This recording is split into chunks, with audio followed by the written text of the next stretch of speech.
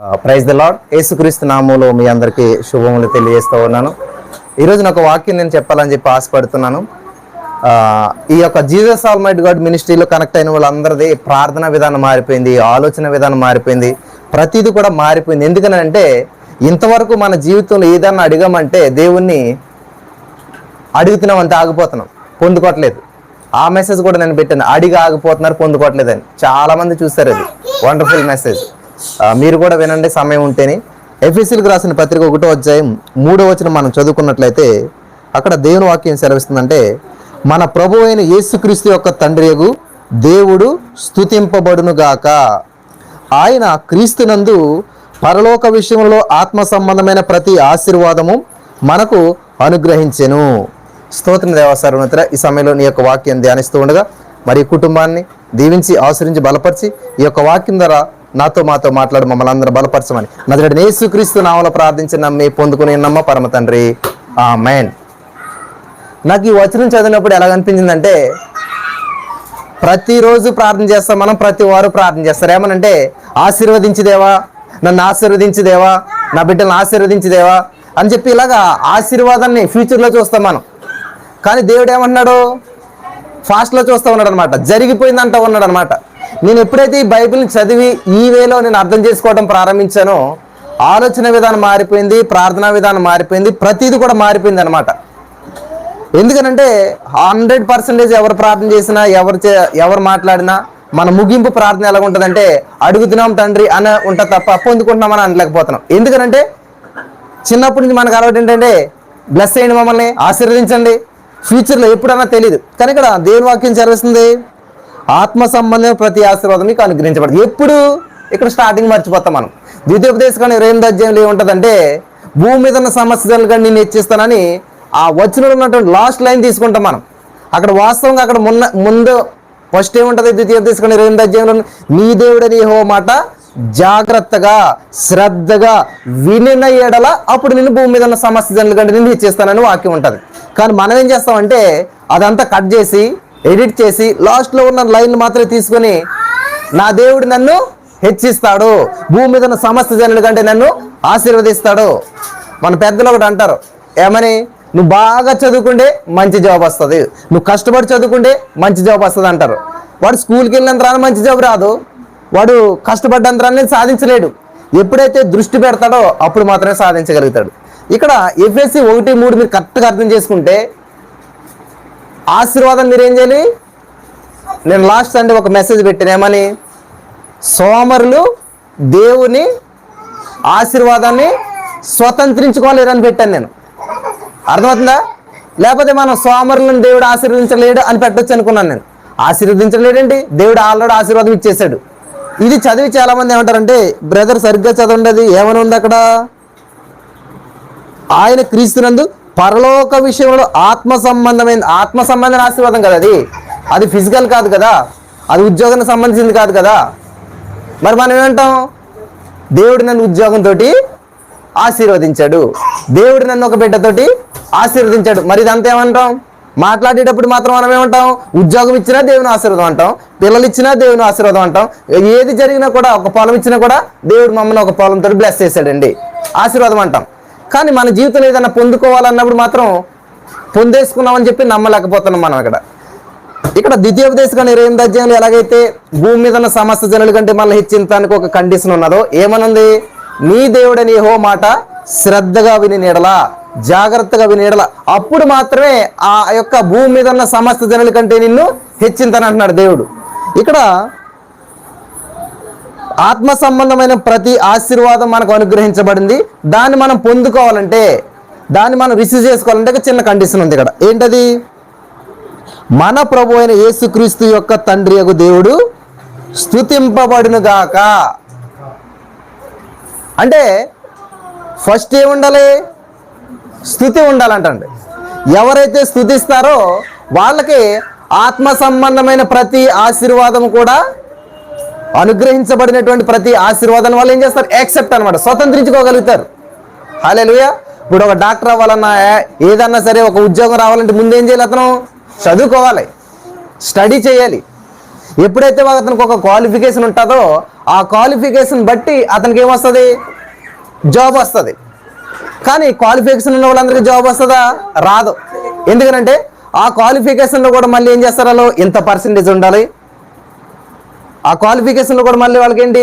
అందరూ బీఎస్సీ బీడీలో డిగ్రీలు చేస్తారు, కానీ జాబులు రావు. ఎందుకనంటే వాళ్ళు ఏదో చదవాలి కాబట్టి నామకంగా చదివేసి పాస్ అయిపోతారు. కానీ కొంతమంది ఏం చేస్తారంటే దృష్టి పెట్టి వాళ్ళ యొక్క మనసు పెట్టి చదువుతారు, ఖచ్చితంగా వాళ్ళు జాబ్ సాధిస్తారు. అలాగే ఇక్కడ దేవుని వాక్యం ఏం చదివిస్తుందంటే ఎఫెసీ పత్రిక 1:3లో ఆ ప్రభువైన యేసుక్రీస్తు యొక్క తండ్రి యొక్క దేవుడు స్తుతించబడును గాక. స్తుతించబడటం అంటే ఏంటి? స్తుతించడం అంటే ఏంటి? స్తుతి అంటే ఏంటి అని చూసినట్లయితే స్తుతి అనేటువంటిది దేవుడు కూర్చునేటువంటి కుర్చీ అనమాట. అర్థమైంది మీకు అందరికీ? ఎవరన్నా మన ఇంటికి వస్తే, ఇప్పుడు ఫర్ ఎగ్జాంపుల్ వీళ్ళ ఇంటికి వచ్చాం మనం, రమేష్ వాళ్ళ ఇంటికి వచ్చినండి, రమేష్ బ్రదర్ వాళ్ళు ఏం చేశారు? వెంటనే ముందు కుర్చీ వేశారు. ఎంత లేనివాళ్ళైనా, ఎంత పేదవాళ్ళైనా, ఏమీ లేని వాళ్ళు అయినా సరే ఏదో చిన్న కుర్చీనో లేకపోతే ఏదో ఫస్ట్ ఏం చేస్తారు? కూర్చోవడానికి ఒక పీటో సింహాసనం ఏదో వేస్తారు. అలాగే దేవుణ్ణి మన మధ్యగా ఆహ్వానించినప్పుడు మొట్టమొదటి చేయవలసిన పని ఏంటంటే కుర్చీ వేయాలన్నమాట. ఏమిటా కుర్చీ అంటే యేసుక్రీస్తు ప్రభువారైన దేవుడు మరి మనకి ఆయన కూర్చునేటువంటి సింహాసనం ఏంటంటే స్తుతి సింహాసనం అనమాట. స్తుతి సింహాసనం. అందుకనే చాలా మంది స్తుతించండి చెప్పేస్తారు, కానీ ఎలా స్తుతించాలో చెప్పరు, ఏం స్తుతించాలో చెప్పరు. అందువల్ల ఏమవుతుందంటే వాళ్ళు అనుకుంటారు స్తుతి స్తుతి స్తుతి స్తుతి స్తుతి స్తుతి, ఇదే స్తుతి అనుకుంటారో, ఎప్పుడు ఇంకా అదే చెప్తూ ఉంటారు అనమాట. భోంచేయండి అని చెప్పాం అనుకోండి, ఓన్లీ అన్నం తింటానే కూర్చున్నారు అనుకోండి, వాళ్ళకి ఆకలి తీరుతుందా? అందులో కూర ఉండాలి. ఈరోజు అదే కూర తింటామా? ఒక్కో రోజు ఒక్కొక్క కూర, ఒక్కొక్క రోజు ఒక్కొక్క వెరైటీ. పెళ్ళికి వస్తే బిర్యానీ ఉంటుంది. ఇంకా మిగిలినటువంటి సందర్భాల్లో ఒక్కొక్క సందర్భంలో మనకి పులిహార వండుకుంటాం, జీరా రైస్ వండుకుంటాం, రకరకాల విధాలైనటువంటి వండుకుంటాం. ఎందుకని? మనకి రోజు ఒకటే తింటే తినలేం కాబట్టి. అలాగే దేవుని స్తుతించడం అంటే ఏంటంటే స్తుతి స్తుతి స్తుతి స్తోత్రం స్తోత్రం. నా చిన్నప్పుడైతే నేను ఇలాగే చేసేవాడిని. అదే కావాలి, అదేనా 1-2 minutes అనమాట. స్తుతి స్తుతి స్తోత్రం స్తోత్రం అంతే, అయిపోయింది స్తుతించడం. మా ప్రభు నాకు అది కావాలి, ఉద్యోగం కావాలి, నేను 10th class పాస్ అవ్వాలి, నాకు ఫస్ట్ క్లాస్కి రావాలి, అంతే. 2-3 స్తుతులు చెప్పేయటం, అడుక్కోవటం, ఆమెన్. ఇదే ప్రార్థన ఆల్మోస్ట్ ఒక 20-30 సంవత్సరాలు ఇదే నడిచేసిన ప్రార్థన అంతా కూడా. ఇప్పుడు ఫ్లోలో 20-30 సంవత్సరాలు అన్నాను కదా, అసలు నీ వయసు ఎంత?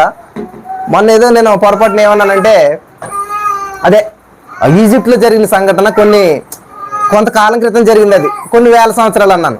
కొన్ని వేల సంవత్సరాలు అన్నాను, అసలు కొన్ని వేల సంవత్సరాలు బ్యాంకులు ఎక్కడొచ్చాయి, లేకపోతే అవి ఎక్కడొచ్చాయి అంటే కాన్సెప్ట్ అర్థం చేసుకుని మనం ఏం చేస్తామంటే లాజిక్గా చూస్తాం అన్నమాట, ఎక్కడ తప్పు దొరుకుతుందా అని చెప్పేసి. దేవుడు అంటూ ఉన్నాడు ఏమనంటే, నీ నమ్మిక చెప్పని నీకు జరిగింది కాక, నువ్వేమి నమ్ముతున్నావో అది నువ్వు పొందుకుంటావు ఖచ్చితంగా. నీకు ఏది కావాలో నువ్వు ఎదురు చూస్తున్నావో, ఇక్కడ సమయం చెప్పారా, టైం చెప్పారా, ఇది దృష్టికి ఉండకూడదు. మనం అసలు కాన్సెప్ట్ ఏంటి అనేటువంటిది మనకి అర్థం చేసుకోవాలన్నమాట. ఇక్కడ అంటే నా చిన్నతనం నుంచి ఆల్మోస్ట్ ఒక 2-3 years వరకు కూడా నా ప్రార్థనా విధానం ఈ జీసస్ ఆల్మైటీ గాడ్ మినిస్ట్రీ ప్రారంభించక ముందు 2018లో ప్రారంభించాను నేను. ఆ ప్రారంభించిన తర్వాత నా ఆలోచన ఎలాగైపోయిందంటే, అంతవరకు ఏసునామమున అడుగుతున్నాం తండ్రి ఆమెన్, ఏసునామమున అడుగుతున్నాం తండ్రి ఆమెన్. తర్వాత ఇది ఎఫెసీ 1:3 చదివితే ఏమనుంది? నన్ను ఆశీర్వదించదండ్రి, ఎవరికన్నా ప్రార్థిస్తే బిడ్డను ఆశీర్వదించదండ్రి అని ప్రేయర్ చేసేవాడిని. ఆ తర్వాత ఆలోచన విధానం అంతా కూడా మారిపోయింది. ఎలా మారిందంటండి? ఆత్మ సంబంధమైన ప్రతి ఆశీర్వాదము ఇక్కడ ఏమనున్నది?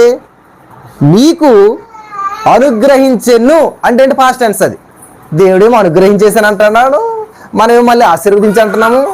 ఎందుకని అని అప్పుడు డౌట్ వచ్చింది నాకు. అసలే దేవ మళ్ళీ ఆశీర్వించని మనం ప్రేయర్ చేస్తున్నాం, దేవుడు ఇచ్చేసాను అంటున్నాడు.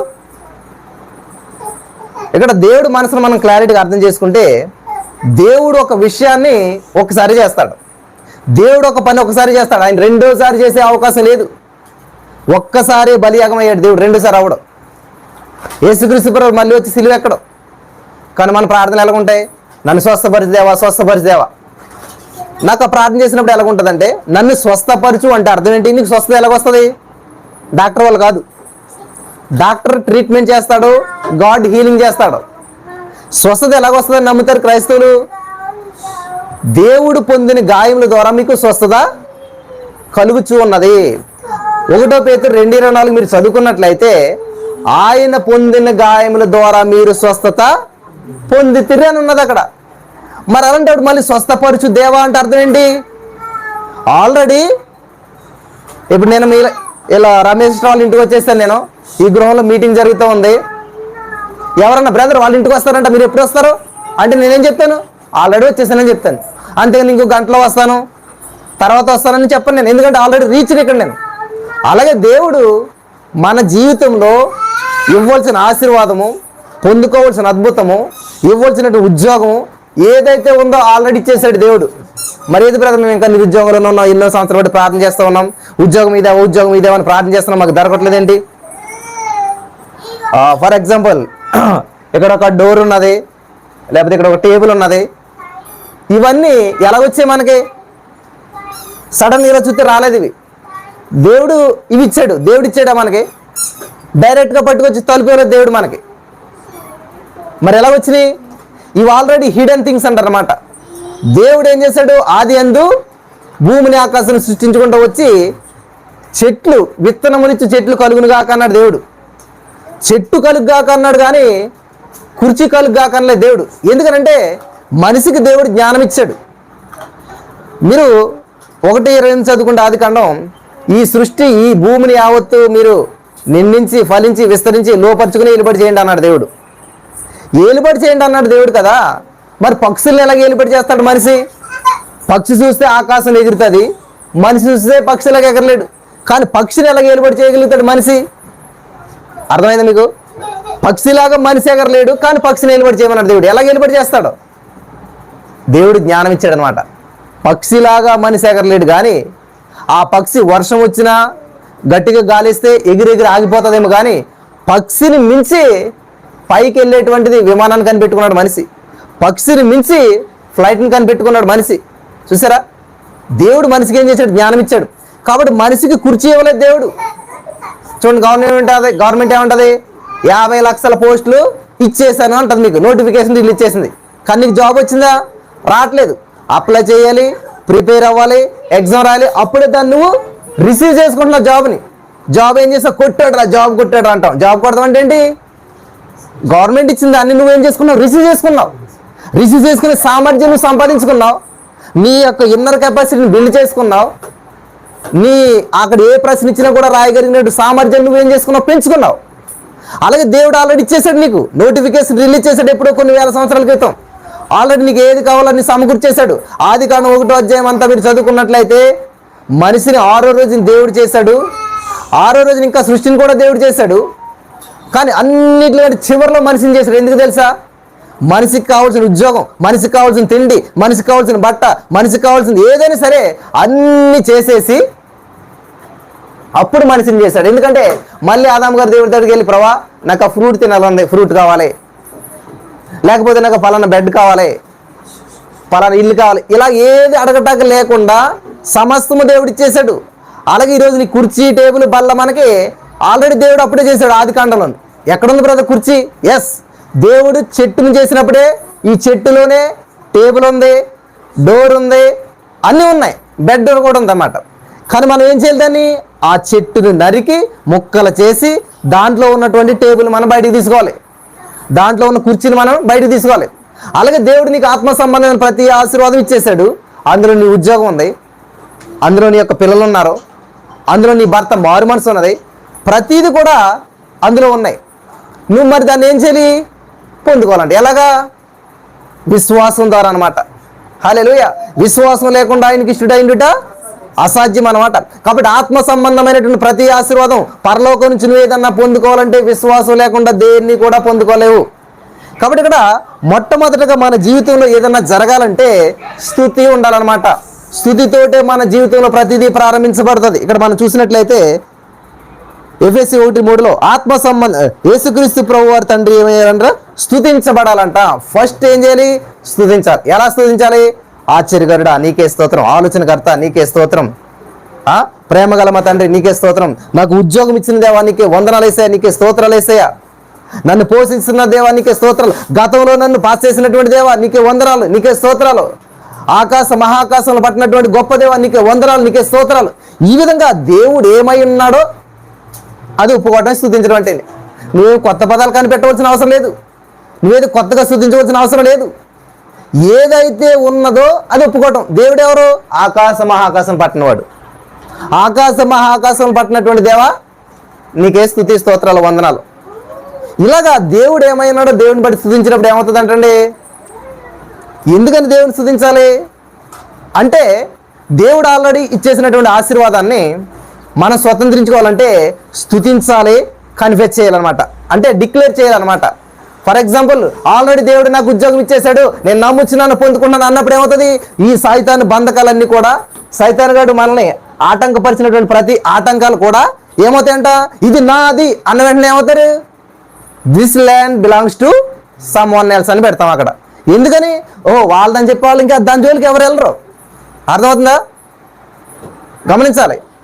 కాబట్టి ఏదైనా ఒక వస్తువు ఓన్ మందని చెప్పి దాని మీద మన పేరు రాసుకున్నప్పుడు దాన్ని ఎవరు కూడా తీసుకోలేరు అనమాట. కాబట్టి ఇక్కడ మనం ఏం చేస్తున్నాం? దేవుడు నాకు ఉద్యోగం ఇచ్చేశాడు అంటే ఏం చెప్తున్నాం? సైతాన్ గాడితో దేవుడు నాకు ఇచ్చాడు, దేవుడు ఇచ్చిందని ఎవడో కూడా దొంగిలించలేడు, దేవుడు తెరిచిందని ఎవడో ముయ్యలేడు. అర్థమవుతుందా మీకు? ఎందుకని ముందుగా చెప్తున్నాం అంటే దేవుడు ఇచ్చినటువంటి ఉద్యోగం నువ్వు పొందుకోవాలంటే ఎలా మాట్లాడాలి? ఫస్ట్ నా యేసయ్య నాకు ఉద్యోగం ఇచ్చాడు అంటే ఎవరికి చెప్తున్నావు? ఇది సైతాన్ గారికి చెప్తున్నావు అనమాట. హలో సైతానా, నా యేసయ్య నా కోసం ద్వారం తెరిచేశాడు, నా కోసం ద్వారం తెరవబడింది. కాబట్టి దాన్ని ముట్టి వల్ల కాదు. నువ్వు ఎన్ని ప్రయత్నాలు చేసినా కూడా నేను దాన్ని రిసీవ్ చేసుకుంటున్నాను. దేవునికి స్తోత్రం కలుగును గాక. హల్లెలూయా. అర్థమవుతుందా?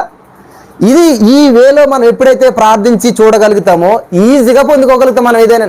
నా జీవితంలో నేను ఎన్నో పొందుకున్నాను. నా ఉద్యోగ విషయంలోనైతేనేమి, నా వివాహ విషయంలోనైతేనేమి, నా బిడ్డల విషయంలోనైతేనేమి, ఏదైనా సరే దేవుడు నాకు ఇచ్చిన బిడ్డలు కూడా ఇలాగే పొందుకున్నాను. దేవుడు నాకు ఇచ్చిన భార్యను కూడా ఈ వేళనే పొందుకున్నాను. ఈ దేవా చేయి దేవా అని ఎప్పుడు అడగలేదు నేను. అలాగ అడిగి అడిగి అడిగి అడిగి అడిగి ఏది పొందుకోలేకపోయాను నేను. అంటే పొందుకుంటారండో కొన్నో, ఏదో ఒకటి జరుగుతూ ఉంటుంటుంది. లోకస్తులు కూడా జరుగుతుంటుంటే దేవుడు లేకపోయినా కూడాను. అలాగే మన క్రైస్తవుల్లో కూడా ఏం చేస్తారంటే పొందుకుంటారు కొన్ని. కానీ ప్రాసెస్ ఏంటంటే ఇప్పుడు ఆ ఎగ్జామ్లో వచ్చిన ప్రశ్నకి రిలివెంట్గా లేని ఆన్సర్ రాస్తుంటారు మీరు చాలామంది కదా, ఏది గుర్తున్నది. కానీ కొంచెం ఎక్కడో రిలివెంట్ అవుతుంది అది. కాబట్టి దాన్ని బట్టి ఏమవుతుంది? 12 మార్క్స్ చేసేదానికి కనీసం 2 మార్కులు 3 మార్కులు వేస్తుంటాడు. అలాగే మన జీవితంలో కూడా ఎన్నో అడుగుతాం కానీ కొన్ని పొందుకుంటాం. గతంలో దేవుడు మాకు ఎన్నో అద్భుతాలు చేశాడండి, గతంలో దేవుడు మాకు ఎన్నో కార్యాలు చేశాడండి, కానీ ఇప్పుడు జరగట్లేదు. ఎందుకని? పక్షిరాజు అంట తన గూటిని అన్నిటికంటే హైట్లో కడుతుందంట, కట్టి గుడ్లు పెట్టి పిల్లలను చేస్తుందంట. ఆ గూడిని పక్షిరాజు ఎలా నిర్మిస్తాడంటే ఫస్ట్ కొన్ని కట్టెలు పొలాలు పెట్టి, తర్వాత కొంచెం గడ్డి పెట్టి స్పాంజ్ లాగా తయారు చేసి ఆ యొక్క గ్రద్ద పిల్లలను పెడుతుందంట. ఈ పిల్లలు పెరుగుతూ ఉన్నప్పుడు ఏం చేస్తుంది? తల్లి వాటికి ఆహారం పెంచుకోవడం తెలియదు కాబట్టి తల్లి ఇలా ఆహారం పట్టుకొస్తుంది. ఈ పిల్లలు అదే గూట్లో స్పాంజ్ మీద కూర్చుని ఇట్లా పెడుతున్నారు, అంతే పని. ఆ తల్లి ఎట్టు వచ్చి ఏం చేస్తుంది? నింపేస్తుంది, నిండిపోతే తినేస్తాయి. ఇలా ప్రాసెస్ జరుగుతూ ఉంది. కొన్ని రోజులు అయ్యేసరికి ఏం చేస్తుంది తల్లి అంటే, ఇన్నాళ్ళు నేను పెట్టాను, మీరు సంటి పిల్లలు కాదు, ఇప్పుడు మీరు చిన్నపిల్లలు కాదు, ఇప్పుడు మీరేం చేయాలి? ఆహారం సంపాదించుకోవాలి. అంటే దానికంటే ముందు ఏం చేయాలి? ఎగరటం నేర్చుకోవాలి అని చెప్పి ఏం చేస్తుంది? కంఫర్ట్ నుంచి కొంచెం తప్పిస్తుంది అనమాట. అంతవరకు స్పాంజ్ లాగా మంచి సోఫా మీద ఉన్నటువంటి ఆ యొక్క గ్రద్ద పిల్లలు ఏమవుతుంది? ఈ తల్లి ఆ స్పాంజ్ని, ఆ దూదిని కాస్త తీసేస్తుందంట. అప్పుడు ఏమవుతుంది? కింద ఉన్న ముళ్ళు గుచ్చుకోవడం ప్రారంభించాయంట. అయ్యో ఏంటి మా అమ్మ మమ్మల్ని ఎలా చేస్తుంది, ఇంత శిక్ష ఇస్తుంది. శిక్ష కాదు అది శిక్షణ. దేవుడు శిక్ష ఇవ్వడో శిక్షణ ఇస్తాడనమాట. ఈ సత్యం మీరు తెలుసుకోవాలి. అప్పుడు ఆ గ్రద్ద పిల్లలు బాధపడతాయంట, మా అమ్మ చూసావు ఎలా చేస్తుందో మమ్మల్ని అని చెప్పి. కొన్ని రోజుల తర్వాత ఆ స్పాంజ్ తీసేసింది, ఆ కింద ఉన్నటువంటి గూటిని కూడా కదిలించడం మొదలు పెడుతుందంట. అరే ఏంటి మా అమ్మ ఎలా చేస్తుంది అని చెప్పి అనుకున్నప్పుడు సడన్గా గూటిని అంతా కూడా చిందర చేసి అలా చెదురు చేసి పడేస్తుందంట. ఆ గూట్లో ఉన్న పిల్లల్ని కన్న తల్లి గెంటేస్తుందంట కిందకి. ఎంత మూర్ఖురాలు అనుకుంటారు కదా అంతా కూడా. ఎప్పుడైతే ఆ గ్రద్ద పిల్లల్ని గెంటేసిందో అవి ఇంకేం చేస్తే చచ్చిపోతాయి ఇంకా. కాబట్టి ఈత రానవుని నీటిలోకి గెంటేస్తేనంట బ్రతకడం కోసం కాళ్ళు చేతులు ఆడింతాడంటాడు. అలాగే ఈ యొక్క గ్రద్ద పిల్లలు ఏం చేస్తాయంటే బ్రతకడం కోసం రెక్కలు ఆడించడం మొదలు పెడతాయి. చిన్నపిల్లలు కదా, కొంచెం సేపు ఎగిరి ఎగిరి ఏం చేస్తాయంటే అలసిపోతాయి. అలసిపోయి భూమి మీద పడిపోతుంటాయి. శత్రువు వచ్చి వాటిని తినేస్తాడు. కాబట్టి భూమి మీద పడేటువంటి సమయంలో మళ్ళీ తల్లి వెళ్ళి ఆ గ్రద్ద పిల్లల్ని రెక్కల మీద ఎక్కించుకుని మళ్ళీ పైకి వస్తుందంట. అమ్మయ్య, మా అమ్మ మమ్మల్ని మర్చిపోయింది అనుకున్నాం, విడిచిపెట్టేసింది అనుకున్నాం అని చెప్పి అవి సంతోషంతో గ్రద్ద పిల్లలు అమ్మయ్య మా అమ్మ మంచిదని అనుకుంటా ఉంటాయంట. మళ్ళీ గ్రద్ద పిల్లలు పైకి తీసుకెళ్తుందంట.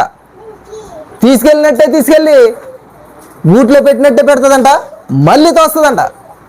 ఇలాగ ఎప్పుడు వరకు చేస్తుందంటే తనలాగా ఎగిరేంత వరకు, తనలాగా వేటాడేంత వరకు, తనలాగా ఆహారం సంపాదించేంత వరకు గ్రద్ద అలా చేస్తుందంట. ఇక్కడ నేను గమనించవలసిన విషయం ఏంటంటే, ఇక్కడ నేను చెప్పదలుచుకున్నది ఏంటంటే, దేవుడు నమ్ముకున్న కొత్తలో ఏం చేస్తే జరిగిపోయిందండి. ఇదే సాక్ష్యం కదా మీరు అందరిదని. ఈ ఆన్లైన్లో ఉన్నటువంటి వారు, ఈ వాక్యం వింటున్నటువంటి వారు ఏం చెప్తారు తెలిసి నాకు ఫోన్ చేసి, బ్రదర్ అసలు మేము మొన్నటి వరకు ఏం ప్రార్థిస్తే జరిగిపోయింది, చిన్నదైనా సరే అలా ప్రార్థిస్తే ఇలా వచ్చేసింది. అంటే చిన్నపిల్లలు మీరు, అప్పుడు మిమ్మల్ని కష్టపెట్టలేదు దేవుడు, చిన్నపిల్లలుగా ఉన్నారు మీరు, నోరు ఆగిలింతే చాలు నింపేయాడు దేవుడు. కానీ ఇప్పుడు అలా కాదు, మీరేంటి ఎగిరే స్టేజ్లోకి వచ్చారు. మీరు ఎగరాలి, ఇప్పుడు జయించాలి, తుఫాన్ని ఎదుర్కోవాలి, గాలివాన్ని ఎదుర్కోవాలి, ఎండను ఎదుర్కోవాలి, సమస్యలు ఎదుర్కోవాలి. వీటన్నిటిని జయించి ఎగురుతూ ఉన్నప్పుడే అప్పుడు మీ డెస్టినీ రీచ్ అవ్వగలుగుతారనమాట. హల్లెలూయా, దేవునికి స్తోత్రం కలుగును గాక. కాబట్టి చెయ్యిదేవా ఈ దేవా అన్నది మనం ఎప్పుడు కూడా ఆల్రెడీ ఆత్మ సంబంధమైన ప్రతి ఆశీర్వాదం మనకు అనుగ్రహించేయడంట. నాకు ఇంకా కొంచెం లోపలికి వెళ్తే బాగుంటుంది అనిపిస్తుంది ఈ వాక్యం. 4వ వచనం, ఎట్లనగా తన ప్రియుని యందు తాను ఉచితముగా మనకు అనుగ్రహించినటువంటి తన కృప మహిమకు కీర్తి కలిగినట్లు తన చిత్త ప్రకారమైనటువంటి దయా సంకల్పం చెప్పున యేసుక్రీస్తు ద్వారా తనకు కుమారులుగా స్వీకరించుటకై మనము తన ఎదుట పరిశుద్ధులు నిర్దోషులమై ఉండవలనని జగత్ పునాది వేయబడక మునిపే ప్రేమ చేత ఆయన క్రీస్తులో మనలను ఏర్పరచుకునేను. మళ్ళీ ఇక్కడ చూడండి, ఏర్పరచుకుంటాను అనట్లేదు, ఏర్పరచుకున్నాడు అంటే ఎప్పుడు? జగత్ పునాది వేయబడక ముందు ఏర్పరచుకున్నాను. ఇక్కడ స్పష్టంగా ఉంటే బ్రదర్ లేదు ఆత్మ సంబంధమైన ఆశీర్వాదం అంటారేంటి? పరలోక ప్రార్థనలు ఏమని ఉంటుంది? పరలోకమందు నీ చిత్తము నెరవేరునట్లు అంటే మళ్ళీ ఫ్యూచరెన్స్, అది నెరవేరినట్లు కాదు. అక్కడ పరలోకమందు దేవుడి చిత్తము నెరవేరిపోతుందంట. అక్కడ అడ్డు ఆటంకం లేదు. ఎలాగైతే పరలోకరు నీ చిత్తం అవునంటే అవును, కాదంటే కాదు, నీకు ఎదురు చెప్పు లేరు, అటువంటి ఆ పరలోక ప్రభుత్వం భూలోక రాజ్యంలోకి రావాలన్నది మన ప్రార్థన. కాబట్టి మీరు కూడా మీ భూలోక రాజ్యంలో ఉద్యోగం కావాలంటే ఆత్మ సంబంధమైనటువంటి ఆశీర్వాదం అంటున్నాం కదా, అది ఆత్మలోకంలో ముందే పొందుకోవాలి నువ్వు. అది యెషయా భక్తుడు 53వ అధ్యాయం ఏమంటాడంటే, ఆయన పొందిన దెబ్బలు ఎవరు పొందారు దెబ్బలు? మరి యెషయా గ్రంథం 53 యేసుప్రభువు ఎక్కడొచ్చాడు? ఆలోచించారు ఎప్పుడన్నాను? ఆయన 700 సంవత్సరాల తర్వాత పుడతాడు, అప్పుడు సిలువ పడతాడు, అప్పుడు దెబ్బలు తింటాడు. ఈయనేమంటున్నాడు యెషయా గారు? ఆయన పొందిన దెబ్బల ద్వారా అన్నాడు. అంటే ఏంటంటే ఆత్మలోకంలో ముందే జరిగిపోతాయి అన్నీ కూడాను. ఫర్ ఎగ్జాంపుల్, నేను ఈ గృహానికి రావాలనుకున్నాను. ఇప్పుడు ఇక్కడ ఉన్నాను నేను, కానీ ఇది ఆల్రెడీ నిన్నే వచ్చేసాను. నేను యాక్సెప్ట్ చేశాను అనమాట. అన్న మా ఇంటికి రావాలంటే ఓకే సరే, ఆ టైమా ఓకే సరే, ఈ టైం అయితే కుదురుతుంది. కాబట్టి నేనేం చేశాను, నేను నా మనసులో ఇక్కడికి వచ్చేసాను. మనసు వెళ్ళిన చోటకే మనిషి వెళ్తాడు. కాబట్టి మా మనసును ముందు వచ్చేసే ఇక్కడ, తర్వాత మేము వచ్చాం. అలాగే నీ ఉద్యోగం కావాలంటే నువ్వు ఆల్రెడీ ఆత్మలోకంలో ముందే పొందుకోవాలి. నీ యొక్క జీవితంలో బ్లెస్సింగ్ కావాలంటే, నీ జీవితంలో విడుదల కావాలంటే, నీ భర్త మారాలంటే, నీ అప్పులు తీరాలంటే ఆత్మలోకంలో ఆల్రెడీ తీరిపోయే నువ్వు చూడాలి. అదే పరలోకమందు దేవుని చిత్తం ఎలాగైతే నెరవేర్చబడిపోయిందో అలాగే భూలోక రాజ్యంలో కూడా నెరవేర్చబడాలి. పరలోకంలో దుఃఖం లేదు, పరలోకంలో సమస్య లేదు, పరలోకంలో అప్పు లేదు, పరలోకంలో నిరుద్యోగం లేదు. హల్లెలూయా, అది భూలోక రాజ్యంలో నెరవేరాలని మన ప్రార్థన. హల్లెలూయా, అర్థమవుతుంది మీకు అందరికీ కూడాను. ఎస్తేరు ఉన్నది, అందరు ఉద్యోగాలకు అప్లై చేస్తారని ఆమె కూడా అప్లై చేసింది. జ్ఞానం ఉందా? తెలివి ఉందా? బ్యాక్గ్రౌండ్ ఉందా? టాలెంట్ ఉందా? ఏమీ లేదు. పోనీ ఫెసిలిటీస్ ఇస్తే ఉపయోగించుకున్నదా? ఏమీ లేదు. ఆమె ఆలోచన అంతా కూడా ఏంటంటే దేవుని మహింపరచాలి, దేవునికి దగ్గరగా ఉండాలి. గమనించాలి, దేవుని మీద ఆధారపడేవారు ఆలోచన ఎప్పుడు ఎలా ఉంటుందంటే, నా పక్కడికి ఉద్యోగం వచ్చేసింది, ఈమె నచ్చేద్దేమో రాజుగారికి, ఈమెనే చూసుకుంటాడేమో రాజుగారు, ఈమె రానైపోద్దేమో. అసలు ఈ ఆలోచన లేదు అసలు ఎస్తేరు గారికి. కానీ ఇక్కడ ప్రజలు చూస్తే ఏంటంటే, అన్న చాలా కాంపిటీషన్ ఉందన్న, నాకు జాబ్ వస్తుంది రాదో. నీకు రావట్లేదంటే వాళ్ళకి వస్తుందనే కదా అర్థం. గమనించాలి, ఎప్పుడైతే ఇటువంటి ఆలోచన ఉంటుందో అసలు నీకు దేవునికి సంబంధించింది అక్కడ. నీకు కావాల్సింది ఒక జాబు, కానీ నువ్వేమంటావు 10 జాబులు ఉన్నాయన్న. 10 అంటే చాలా ఎక్కువ కదా, నీకు ఒక్కదానికే కదా జాబ్ కావాల్సింది. చాలా కాంపిటీషన్ ఉంది. ఎంత కాంపిటీషన్ ఉంటే ఏంటి? పేతురు గారు వలేసినప్పుడు ఒక చేప లేదు, కానీ యేసు ప్రభు మాట చెప్పిన వలేసినప్పుడు విస్తారం. ఎందుకని అలా జరిగినాయి? ఎందుకని అన్ని వచ్చినాయి అంటే దేవుని ప్రేమించాడు కాబట్టి, దేవుని మాట విన్నాడు కాబట్టి, దేవుని మాట చెప్పిన చేశాడు కాబట్టి. ఈరోజు మీరు ఉద్యోగం రావట్లేదు, సమస్యలు తీరట్లేదు అంటే కారణం ఏంటంటే దేవుని మాట చెప్పిన చేయట్లేదు. గందరగోళం, టెన్షన్, బాధ, అయోమయం. కాబట్టి ఈ రోజున ఎస్తేరుకు ఏ టాలెంట్ లేదు, ఏమీ లేదు ఆమెలో గొప్పతనం, కానీ యేసయ్య ఉన్నాడు.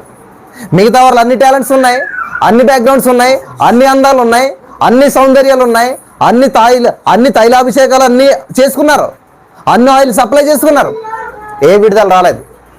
కానీ ఎస్తేరు మాత్రం దేవుని మీద ఆధారపడ్డది. దేవుని మీద ఆధారపడుతూ దేవుని చూసుకుంటూ వెళ్ళింది, సెలెక్ట్ అయిపోయింది. హల్లెలూయా. ఈరోజు మీరు ఉద్యోగం కొరకు ఎదురుస్తున్నారా? ఈరోజు మీ జీవితంలో ఉద్యోగాలు పొందుకోవాలనుకుంటున్నారా? ఉద్యోగం ఆత్మలోకంలో ఇవ్వబడుతుంది, ఇక్కడ కాదు. ఆత్మలోకంలో దేవుడు నీకు ఉద్యోగం ఇచ్చాడు, ఆత్మలోకంలో దేవుడు నీకు ఆ యొక్క మార్గాన్ని తెరిచాడు అంటే ఇంకెవరి తరం అవుతుంది? ఎవరి తరం కాదు. ఒక పోస్ట్ ఉన్నా కూడా ప్రపంచం అంతా అప్లై చేసిన పోస్ట్ నీకే ఇస్తాడు దేవుడు. మీది విశ్వాసం అది ఉండాలన్నమాట. యేసయ్య నా దేవుడు నాకు చేశాడు, నేను నమ్ముచున్నాను, నేను పొందుకున్నాను. హల్లెలూయా. కాబట్టి ఆ విధమైనటువంటి ప్రార్థన చేసినప్పుడు మన జీవితంలో గొప్ప అద్భుతాలు చూస్తాం. కాబట్టి ఆశీర్వదించుదేవని మనం ప్రార్థన చేయకూడదు ఎప్పుడు కూడా, ఎందుకంటే ఆల్రెడీ ఇచ్చేసాడు దేవుడు. యోహాను సువార్త 17:4 యేసుప్రభువే స్వయంగా ఏం చెప్తున్నాడంటే, తండ్రి భూమి మీద నీవు నాకు అప్పగించిన పని నేను పరిపూర్ణంగా నెరవేర్చితిని, నేను మహిమపరిచితిని అంటున్నాడు. నెరవేరుస్తాను, నేను మహిమపరుస్తాను అంటలేదు దేవుడు. యోహాను సువార్త 19:30 మీరు చదువుకున్నట్లయితే సమాప్తమైనదని చెప్పి తన ఆత్మను దేవుడు అప్పగించాడంట. హల్లెలూయా. సమాప్తం, ఎండ్. ఎగ్జామ్ పేపర్లో చివరి ఎండ్ అని రాస్తాం, దాని తర్వాత ఏమని రాసినా పెద్ద పట్టించుకోరు. ఎండ్ అంటే ఇంక చివరి, క్లోజ్, చాప్టర్ క్లోజ్. కాబట్టి ఈ రోజున దేవుడు ఎండ్ పలికేయాడు. మళ్ళీ మీరు పని చెప్పకండి, దేవా రా, నన్ను జీవించు, నాకు సహాయం చేయి. యేసుక్రీస్తు ప్రభువు రాడు, నీకు సహాయం చేయడు. యేసుక్రీస్తు ప్రభువు నీకు వచ్చి ఉద్యోగం ఇవ్వడు. యేసుక్రీస్తు ప్రభువు వచ్చి నీకు ఏమి చేయడు. ఏంటి బ్రదర్ ఇలా చెప్తున్నారు? ఎస్, వాస్తవమే చెప్తున్నా నేను. యేసు ప్రభువు తండ్రి కుడి పార్శ్వ మీద కూర్చుని ఉన్నాడు, ఆయన అక్కడ నుండి విజ్ఞాపన చేస్తున్నాడు. ఆయన వచ్చాడంటే నన్ను తీసుకుని వెళ్ళిపోతాడు, అదే ఉద్దేశం అయింది. మరి ఏంటి ఇప్పుడు ఎవరు మనకు సహాయం చేస్తారు అంటే యేసు ప్రభువు వెళ్తూ చెప్పాడు, వేరొక ఆదరణకర్తను మీకు పంపిస్తాను, ఆయన వచ్చి మిమ్మల్ని సర్వసత్యంలోకి నడిపిస్తాడు. పరిశుద్ధాత్మ దేవుడు నీకు సహాయం చేస్తాడు. నువ్వు ఉద్యోగం ఎలా పొందుకోవాలో, ఎలా ప్రార్థించాలో ఊహింపశక్యము కాని మూరుగులతో ఆయన మీ పక్షంగా పరిశుద్ధాత్మ దేవుడు నువ్వు చేయవలసిన పని ఆయన చేసి నీ కార్యాన్ని పొందుకోవడానికి ఆయన సహాయం చేస్తాడనమాట. ఇది సత్యం. హల్లెలూయా. దేవునికి స్తోత్రం కలుగును గాక. కాబట్టి మన జీవితంలో ఏదైనా పొందుకోవాలంటే దేవుని ద్వారా మాత్రం మనం పొందుకుంటాం. దేవునికి వ్యతిరేకంగా మనం ఏమి చేసినా పొందుకోలేము. మన ప్రార్థన విధానం, ఆలోచన విధానం మార్చుకుందాం. దేవుడి యొక్క మాటల ద్వారా బలపరిచి ఈ కుటుంబాన్ని దీవించును గాక. ఆమేన్. చిన్న ప్రార్థన చేసుకుందాం. స్తోత్రం దేవా సర్వోన్నతుడా, ఈ వాక్యం ద్వారా ఈ కుటుంబస్తుల్ని నా ఈ వాక్యం విన్న వారందరిని దీవించావు. ఇక నుంచి నువ్వు ఆల్రెడీ ఆశీర్వాదం ఇచ్చేసావు, దాన్ని స్వతంత్రించుకునేటువంటి కృపా బాహుళ్యాన్ని విస్తరింపజేసి ప్రతి వారు ఆశీర్వాదానికి వారసులు చేసినందుకు, ఈ వాక్యం ద్వారా వీరితో మాట్లాడినందుకు నీకు వందనం చెల్లిస్తూ, సమస్త మహిమ ఘనతా ప్రభావాలు నీకే చెల్లిస్తూ నజరేయుని యేసు నామములో ప్రార్థించిన మీ పొందుకుని నమ్మ పరమ తండ్రి. ఆమేన్.